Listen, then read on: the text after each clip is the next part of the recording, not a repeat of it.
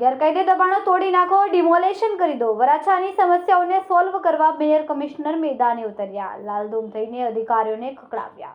મેયરે અધિકારીઓને સ્પષ્ટ આદેશ આપ્યો કે જ્યાં પરમિશન નથી ત્યાં તોડી નાખો, ડિમોલેશન કરી નાખો. હવે કોઈ દયા નહીં. સુરતના સૌથી વધુ ટ્રાફિકગ્રસ્ત વરાછા રોડ પર વર્ષોથી ચાલતી આવતી ગેરકાયદેસર દબાણો અને અનિયમિત પાર્કિંગની સમસ્યા આખરે ઉકેલવા તરફ વળી છે. ધારાસભ્ય કુમાર કાનાણીના પત્ર બાદ મેયર દક્ષેશ માવાણી અને પોલીસ કમિશનર અનુપમસિંહ ગેહલોતે આજે વ્યક્તિગત રીતે મેદાનમાં ઉતરીને સ્થળની મુલાકાત લીધી. ગુસ્સે ભરાયેલા મેયરે અધિકારીઓને સ્પષ્ટ સંદેશ આપ્યો છે કે જ્યાં પરમિશન નથી ત્યાં તોડી નાખો, ડિમોલેશન કરી નાખો. હવે કોઈ દયા નથી. વરાછા રોડ પરની ગંભીર પરિસ્થિતિને પહોંચી વળવા માટે મહાનગરપાલિકા અને પોલીસ હવે સંયુક્ત એક્શન મોડ પર આવી ગયું છે. વરાછા રોડની ગંભીર ટ્રાફિકની સ્થિતિ અને દબાણો જોઈને મેયર દક્ષેશ માવાણીએ અધિકારીઓ પ્રત્યે નારાજગી વ્યક્ત કરી અને લાલધૂમ થયા. તેમણે સ્પષ્ટપણે કહ્યું કે વરાછામાં ટ્રાફિકનો પ્રોબ્લેમ વધારે છે. ગેરકાયદે હોય તો કાઢી નાખો, જ્યાં પરમિશન નથી ત્યાં ડિમોલેશન કરી નાખો. ચોખ્ખી જ વાત કરું છું. બ્રિજ નીચેનું જે દબાણ હતું અને મહાનગરપાલિકા અને આજે કમિશનરશ્રી પણ આજે વિઝિટ પર આવ્યા છે અને હું પણ સાથ પુરાવ્યો છે. કાયમી આનું નિરાકરણ કરવા અમે જઈ રહ્યા છે. સુરત મહાનગરપાલિકા અને સુરત પોલીસના સંયુક્ત ઉપક્રમે આ દબાણ ફરી નહીં થાય તેની નિગરાની પણ રખાશે. આવનાર સમયમાં કોઈ ન્યુસન્સગીરી બ્રિજ નીચે નહીં કરે તે માટે આજે વિઝિટ કરી છે. અને આવનાર સમયમાં બ્રિજની નીચે સુરત મહાનગરપાલિકાનું તંત્ર અને સુરત પોલીસ અવારનવાર એની નિગરાની પણ રાખશે.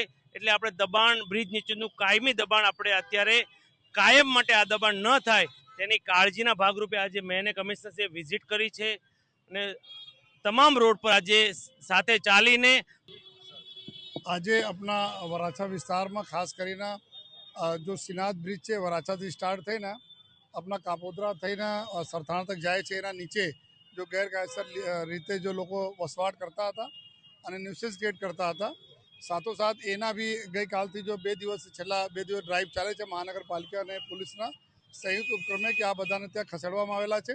સાથોસાથ આ સમગ્ર વિસ્તારમાં ત્યાં અમે લોકો જો પેદલ ચાલીને મેયરશ્રી અને અમે લોકો બધા અમારી ટીમ જો એ સાથે ફરીએ છીએ જોવા માટે ક્યાં ક્યાં ઓર શું કરવાની જરૂરત છે.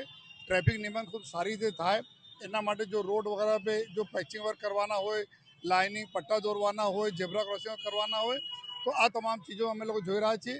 સાથોસાથ આવનાર દિવસોમાં જો ઘણા બધા આ વિસ્તારમાં વર્ષોથી રોડ ઉપરના દબાણોને લીધે જો ટ્રાફિકને બહુ તકલીફ પડે છે.